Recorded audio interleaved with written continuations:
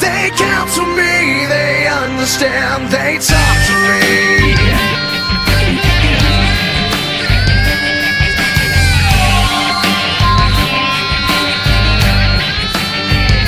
You got your rules and your religion, all designed to keep you safe.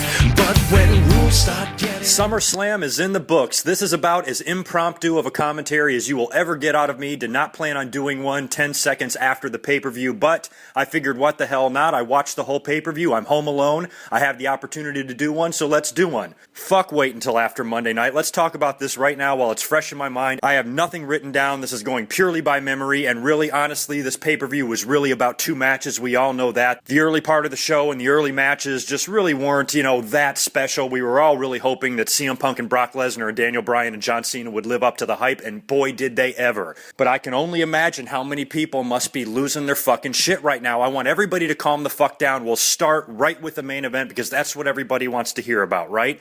Calm down. Remember WrestleMania time when I came up here? I think I was a little more intense. I was a little more bothered by it. But now I've accepted the immaturity and the complete lack of wrestling logic when it comes to the Cena haters. So I want everybody to calm down just like they did after WrestleMania. This is something we could kind of see coming. And I also think that this is not as bad as you think. What makes me the most mad about this is now these motherfuckers who are going to really be complaining about this are going to completely overlook the fact that, hello, you just saw John Cena lose clean 1, 2, 3 in the middle of the ring for the first time, and I don't fucking know when. But this was great. This was a wonderful launching from Daniel Bryan. We knew there was a potential for Randy Orton to get involved in this. We knew there was a potential for Triple H or a Vince McMahon swerve or storyline to go down. We all knew this. It's like they gave Daniel Bryan the moment and then they took it away from him right away. Now, on one hand, maybe it does seem that the WWE might be jerking the fans around a little bit, but on the other hand, I think most fans would agree, at least most fans that aren't so psychotically hating John Cena or loving Daniel Bryan would agree that most pay-per-views and most big pay-per-views are always the best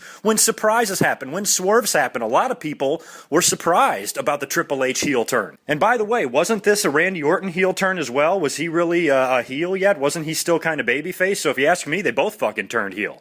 I was happy that the fans didn't see it coming. I couldn't get the tweet out fast enough. I could see it right there in the ring when Daniel Bryan was celebrating, because when you look at the match, Triple H was out there, okay? So what the hell was he out there for? You mean to tell me after all these stupid vignettes and and promos and all that shit they've been doing on Raw and the build-up in the past few weeks that Triple H is just going to come out there, count the shoulders, and celebrate with Daniel Bryan, and that's it? So as soon as Daniel Bryan got the 3 count on John Cena, I got incredibly nervous because I knew it wasn't over, because there was no way Triple H was just there to be there. If that was the case, they would have just had any fucking referee out there. Triple H needed to play a role in this, and throughout the match, he did not. There was nobody to stop from interfering. He didn't enforce his authority at all as the COO or anything like that. He was just out there as a referee, so you knew Triple H was going to play a major outcome in what went down. And when Daniel Bryan was celebrating with his back turned to Triple H, I said, that fucker is going to pedigree him right now. Now, like I always say, if you can just put aside for 1 minute your personal feelings towards certain wrestlers, just put that aside for a second and look at the outcome of the match. Look at the match itself between Daniel Bryan and John Cena, which I think was fantastic. John Cena, again, for all you fucking haters, did a great job out there wrestling with one arm.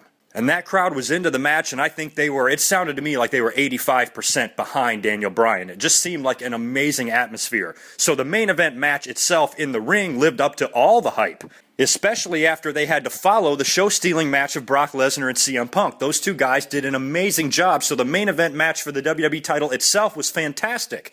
Then the swerve and the surprise at the end, I think, was equally good. Not just the boring Randy Orton's going to cash in the briefcase on the Spence champion who just got done winning the title and he's all out of gas. He's going to cash it in and win it like so many other guys did before. This time you have him come out, tease the cash in, and then you have the referee turn heel. Just a little bit extra twist that you really didn't see coming. You knew possibly Triple H could be a heel because that's the rumors going into WrestleMania, that Vince can, bring back a legend on his behalf to go up against the evil, tyrant COO. So Triple H is going to be on TV probably a lot more being a complete asshole. And if you think for one moment that this is the last you've heard of Daniel Bryan, you are a fucking moron. So before you fly off the handle and you lose your goddamn mind, like I say to you every time, just follow the thing all the way through. This could be good for Daniel Bryan. Yeah, he got the title. Yeah, it was taken away from him, just like Sheamus ripped him off in 18 seconds at WrestleMania a couple years ago. Randy Orton actually, I think, beat Sheamus's time for beating Daniel Bryan, which is, almost hilarious and probably some sort of a rib on Daniel Bryan. But remember some of the scenarios I laid out in my last commentary, how I said, Daniel Bryan could have the opportunity to beat John Cena and Randy Orton to officially claim the WWE title, and he could have a Chris Jericho situation, of some kind, the way Jericho beat The Rock and Stone Cold. Now, I don't think this would be in the same night because it appears as if John Cena is going to have to take some time off. He did not look 100% in his match. He was definitely favoring the arm, and the way he lost clean like that, shook Daniel Bryan's hand and got the fuck out of the ring, made me think that he was just exiting himself out of the WWE for a while, and it's going to be Daniel Bryan and Randy Orton. So would it be so horrible if Daniel Bryan wound up winning the WWE title on Monday night on Raw or at the next pay-per-view, and now he's a two-time WWE champion? In the end, I think the fans who are freaking out right now are going to be happy, but unfortunately, those fans who do the freaking out don't have that vision to see where this could possibly lead for Daniel Bryan in the future, and they're just going to be all pissed off that their fucking little moment was ruined. I don't think it was ruined. He still got the confetti, he still got the fireworks, he still got the fans creaming on themselves for at least 3 or 4 minutes until the voices are heard in your head music hit. And the whole situation is definitely going to be a focal point of the feud moving forward, and I would fully expect that Daniel Bryan has not touched the WWE title for the last time. So everybody just needs to relax. Breathe in, breathe out. Remember our breathing exercises that we did after WrestleMania when The Rock lost to John Cena clean and there was the handshake and the show of respect and all the fans threw up all over themselves and they all needed to be rushed to the hospital and half of them needed lobotomies? Remember how I just told everybody, calm down, don't give yourself cardiac arrest, you don't want to die of a fucking heart attack at 22 goddamn years old. Relax, it's just professional wrestling. These are the things that happen, and put out of your mind that your favorite wrestler didn't get the moment that you wanted, and realize the storyline and Swerve for what it was and the pay-per-view for what it was. 4 guys made this pay-per-view worth it because the pay-per-view was shits up until then. The Ring of Fire match was a terrible opening. And the other matches on the undercard were just so-so matches, nothing that great. Although honorable mention to the World Heavyweight title match, Alberto Del Rio did retain in what was just a brutal match with Christian and a very, very good match, and I thought that match was quite awesome. But Punk and Brock and Bryan and Cena are the ones that really made this pay-per-view. And then when you tie in the big storyline, the big finish at the end that took a lot of people by surprise. Some people saw it coming, but for the most part, it was a swerve to most. I thought, when you look at the pay-per-view at a whole like that, I thought it was a really, really good SummerSlam.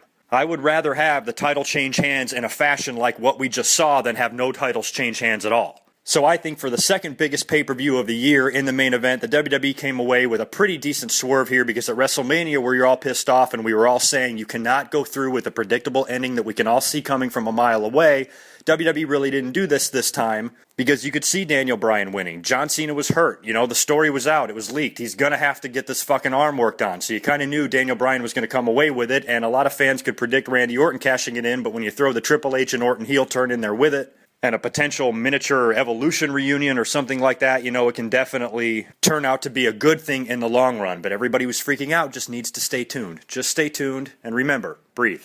Now, if you are still breathing, or you haven't told me to shut the fuck up, you stupid John Cena cock-loving asshole, and you're still with me over here, then let's talk about the match that I love the most on the pay-per-view. CM Punk and Brock Lesnar was awesome. Fucking awesome. This, by far, was Brock Lesnar's best match and best opponent yet. He needs to wrestle somebody a little bit smaller that can just take the match to different sort of dynamics, and CM Punk just put on a hell of a show. And he really fucking took it to Brock. He had him defeated twice. And I can handle CM Punk losing to Brock Lesnar because how the match was booked and played out. CM Punk looked very strong. He looked like somebody who didn't fear Brock Lesnar and who could beat Brock Lesnar. CM Punk had him pinned and nearly had him tapped out a couple of times. It was a very, very good match with a lot of good spots. You didn't even need the blood. It was just very brutal, and things just really flowed really well. And Paul Heyman's involvement was just fucking hysterical. So you almost think that, when the inevitable rematch does happen between these two, there's going to be some sort of gimmick thrown in. I can almost see something old school. Paul Heyman is either going to have to be suspended in a cage above the ring. They've done that a few times. There's always the ever popular, if the guy wins, he gets 5 minutes alone with the fucking manager. They could go that way. It could be another fucking cage match to keep Paul Heyman out. It could be a Hell in the Cell. Now, is that the pay-per-view that we're getting close to? I don't even know where we fucking are in the pay-per-view schedule, but, you know, I wouldn't be surprised if a match of that magnitude takes place, because CM Punk now, you know, can play the card. I had you beat, you big bastard, you motherfucker, and this fat walrus got in the way and cost me from beating you and proving to the world that I truly am the best in the world. I'm not afraid of you. I know I can slay the beast, and I want another shot at you, and there's going to be a way we're going to keep this fat motherfucker out of interfering in our match, and I'm going to prove to the world that I can beat your ass. And then he shouts out whatever fucking match he proposes. This could be anything. So, you know, again, it just all depends on Brock's schedule. I have no idea what it is. I don't know if he's going to be back by the next pay-per-view, or if this is something we're going to have to wait on till Survivor Series, or they could draw this out even longer like they did last year with Triple H and Brock Lesnar, and you might not see these guys wrestle again until WrestleMania. So it's really all speculation at this point. Unless you guys know, fucking fill me in. All in all, I got to tell you, I give SummerSlam an A+ because the two big matches that really needed to come through on the card did just that. And as somebody who's been with wrestling as long as I have, to see matches like that still possible in today's fucked up age of 2013, and, you know, the way the business doesn't even resemble at all what it used to be, the fact that great matches and great roller coaster rides like this are still possible with some of our great stars of today, I think is amazing. I was proud of those guys for the effort they put forth. Fuck the endings. Fuck the endings. Who cares what happened? Who cares who won? Who cares who lost? I love the effort. It was amazing. It was a great SummerSlam, and those two matches, you know, are both on my list for best of the year so far, no doubt about it.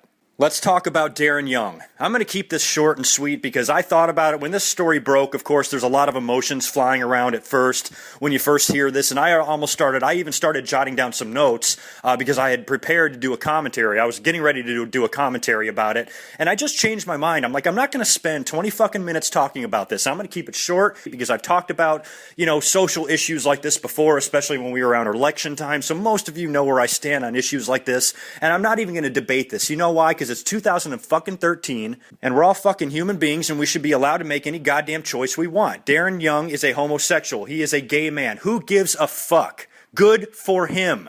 It makes no sense whatsoever to have any problem with what any person decides to do in their personal life. There's people with all different stances. There's people like me that I just don't give a shit what anybody wants to do. I think anybody has a right to do anything that they want, and I think all gays and lesbians should have the right and the ability to do and have equal rights as anybody else out there would, to do any job, to marry, to serve in the military, anything they want to fucking do, they should have the right and the opportunity to be able to do that. And if you oppose this thing, it's usually on one of two levels. It's just plain hate. It's just the immature, ignorant fucking language that I hear. Oh, you stupid fucking faggot. Darren Young's fucking faggot. You know what? You're a fucking faggot.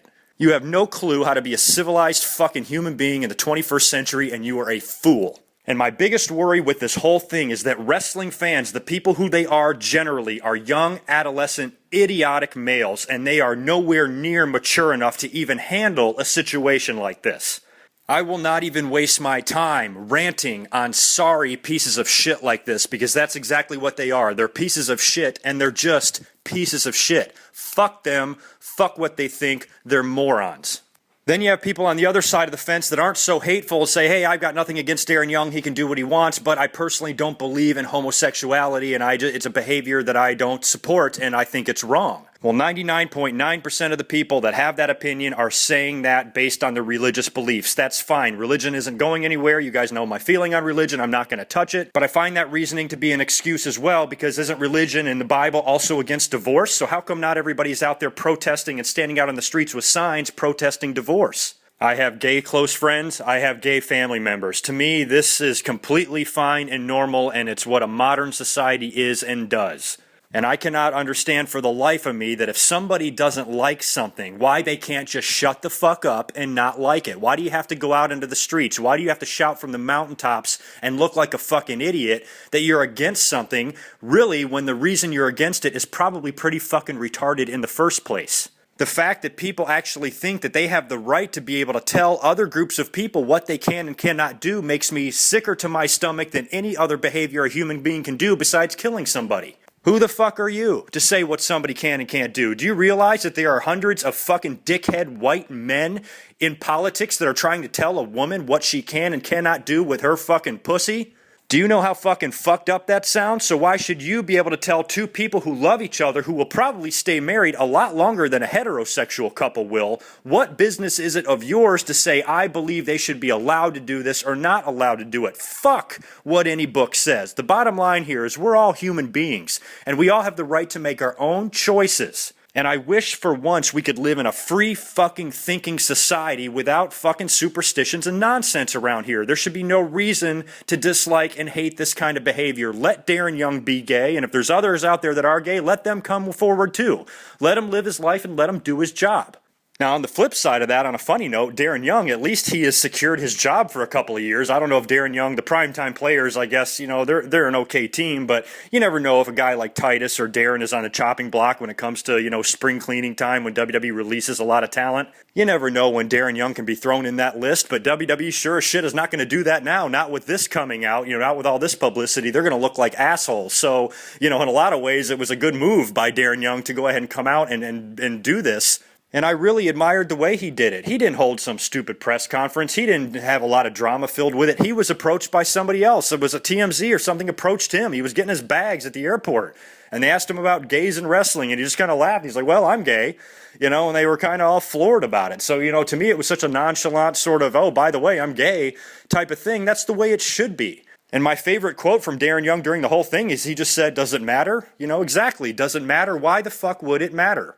He's been a wrestler for how many years now? He's gone through the developmental system. He's been in the locker room with these wrestlers for years. Some of them, I'm sure, probably even knew this secret about him. There's no way they couldn't.